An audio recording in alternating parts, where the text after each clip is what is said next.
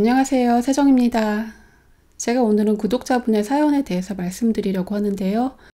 만일 나의 가족이 힘들어하고 있다면 내가 과연 어떻게 해줘야 되는지, 어떻게 도움이 될 수 있는지 이 문제에 대해서 생각해 보겠습니다.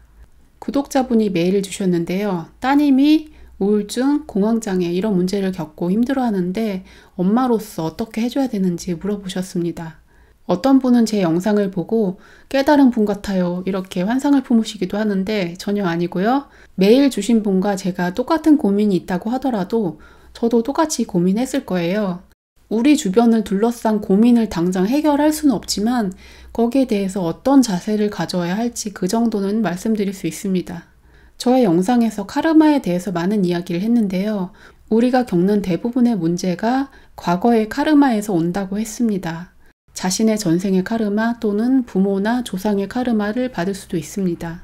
개인의 카르마인가 집단의 카르마인가 이것이 다른 것 같지만 사실은 비슷합니다.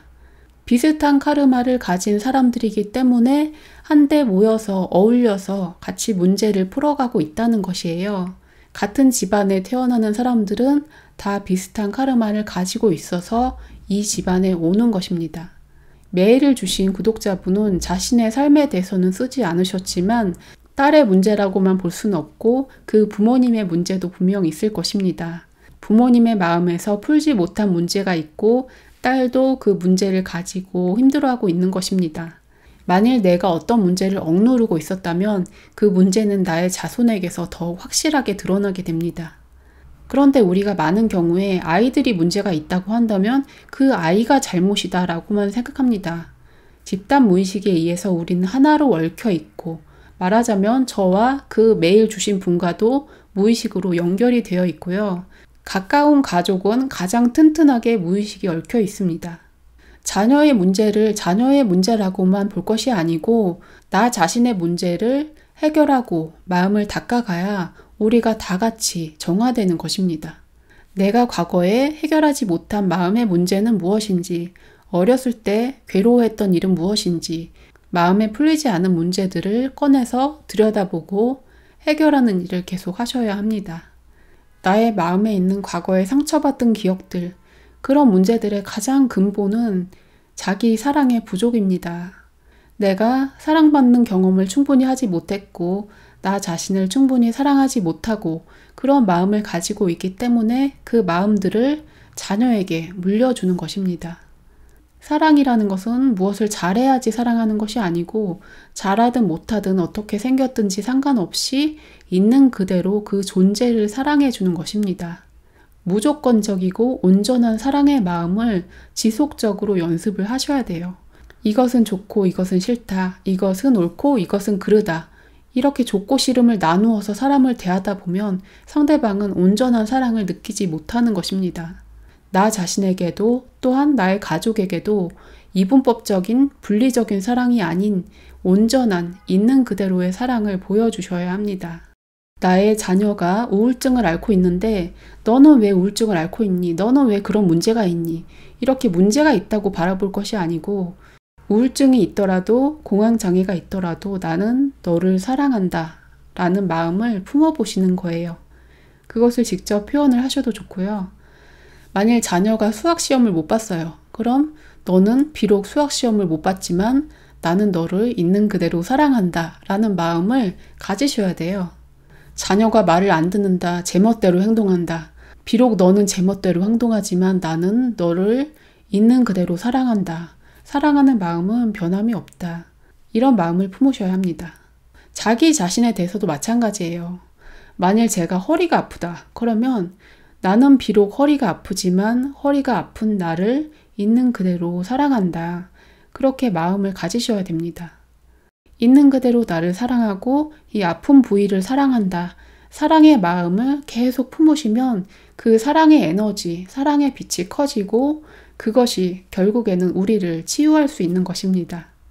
이런 부분에 대해서는 호오포노포노를 해보시면 도움이 되거든요. 호오포노포노는 하와이 원주민의 전통적인 수행법인데요. 미안합니다. 용서하세요. 감사합니다. 사랑합니다. 이 네 가지 말을 반복하는 것입니다. 입으로 소리내서 반복해도 되고 마음에서 계속 반복해도 됩니다.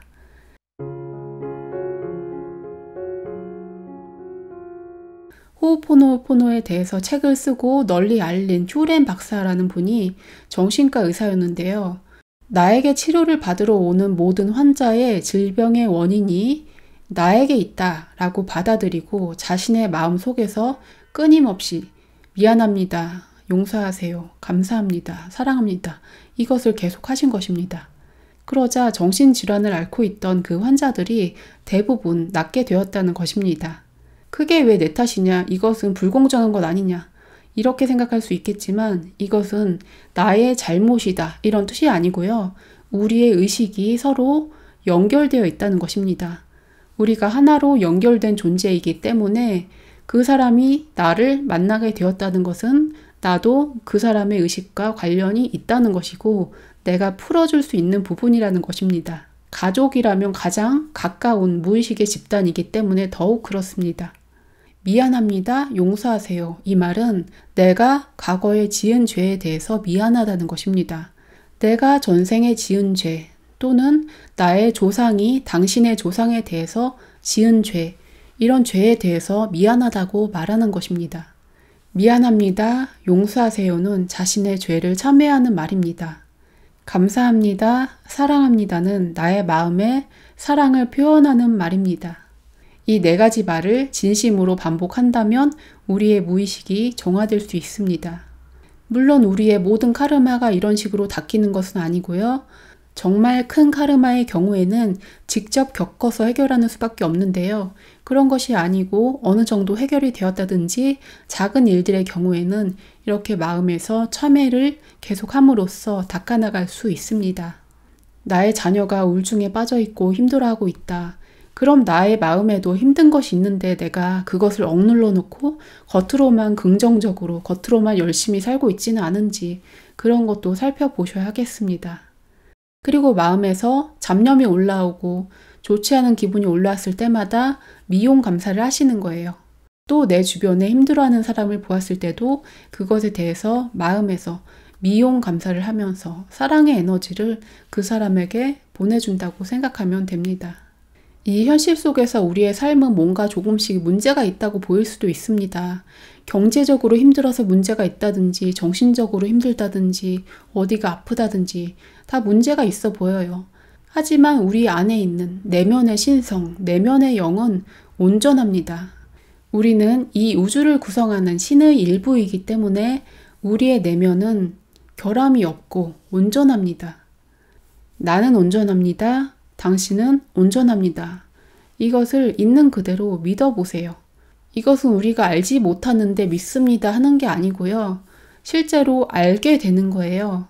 내가 온전하다는 것을 알고 상대방이 온전하다는 것을 알 수 있는 것입니다.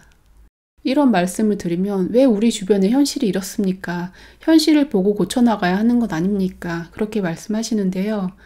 현실적인 문제를 현실적으로 고쳐나가는 것도 필요하지만 가장 근본적으로 우리가 이 현실을 주도하고 창조해 나가는 의식이라는 것을, 신성한 존재라는 것을 기억해야 하는 것입니다. 우리의 내면의 참나, 신성을 이해하고 드러냈을 때 이 삶이 바르게 흘러가고 밝아지는 것입니다. 우리가 겉모습만 보고 많이 판단해요. 나는 뭐가 문제야? 저 사람은 뭐가 문제야?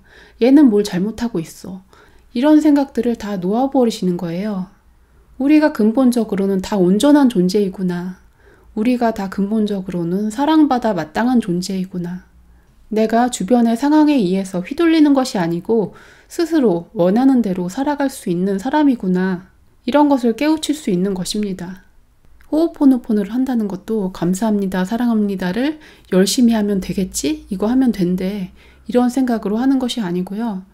미안합니다, 용서하세요 이런 말을 하는 것은 하나의 형식일 뿐이고요. 그것을 통해서 내가 나의 내면의 것을 들여다보고 끌어올리는 거죠. 어떤 말을 하든지 나의 내면과 일치가 돼야 돼요. 말로만 감사합니다가 아니고 정말 감사하다는 것을 느껴보면서 감사합니다를 하시는 거예요.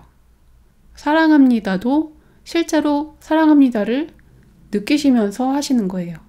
물론 처음에는 그냥 말만 해도 되지만 이게 일치가 되었을 때 좀 더 효과가 나타나게 됩니다.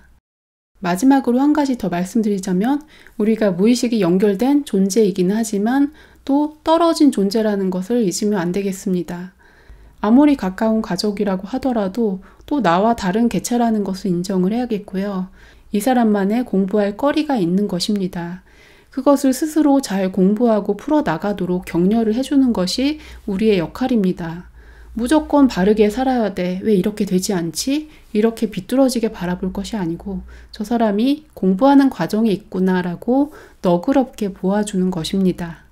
공부라는 것은 어떤 한 사람만 잘해서 되는 것이 아니고 다 같이 성장해 나가는 거예요. 나도 성장하고 내 옆에 사람도 성장하고 나는 멀쩡한데 너는 왜 그러냐 이렇게 볼 수 없는 것이죠.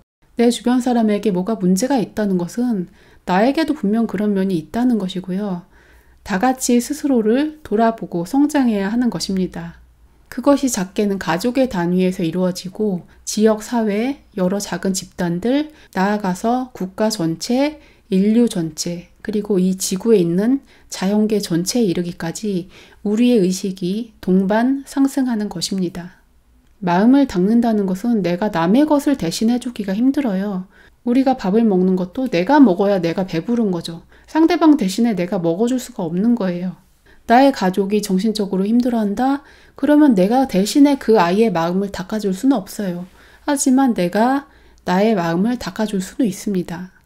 그것이 우리의 부모님이든 형제, 배우자, 자녀이든 간에 똑같이 나의 마음을 닦음으로써 또 나의 마음에서 자기 사랑을 키워감으로써 가능한 것입니다.